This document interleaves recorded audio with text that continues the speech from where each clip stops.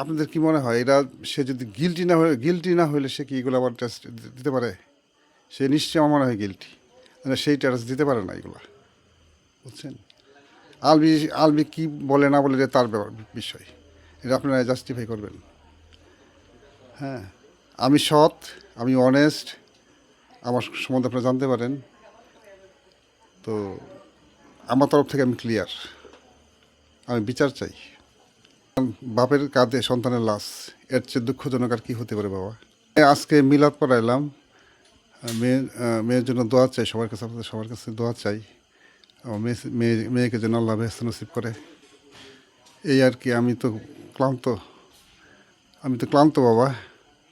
আমি এটা দিতে পারি নাই, এটা হয়তো বা এটা আমি বলছি, মানে ওই গেছিলাম তো, গরম ছিল এক রুমে, মানে বলছিলাম একটা এসি দিব, বলছিল আব্বু একটা এসি কিনে দিও। আমি বলছি ঠিক আছে, ঈদের পরে কিনে দেবো। এত কেনা হলো না। খুব খারাপ বাবা, অসুস্থ। আমি সবার সাথে থাকলে ভালো লাগে, একা একা পড়লেই আমি খারাপ, অসুস্থ হয়ে যাই। একা থাকলেই আমার সমস্যা হয়ে যায়। আমি সবার সাথে, যে আপনার সাথে কথা বলতেছি, মোটামুটি ভালো লাগে। আর বাইরে যদি আমি একা থাকি তো আমার খারাপ লাগে, কারণ একটা মেয়ে তো, আবার একটা সন্তান বাপের কাঁধে সন্তানের লাশ, এর চেয়ে দুঃখজনক আর কি হতে পারে বাবা?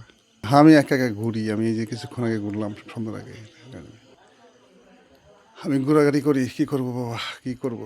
আল্লাহর কাছে বলে রাখছি, আল্লাহ আল্লাহ তুমি সুষ্ঠু বিচার করো আল্লাহ।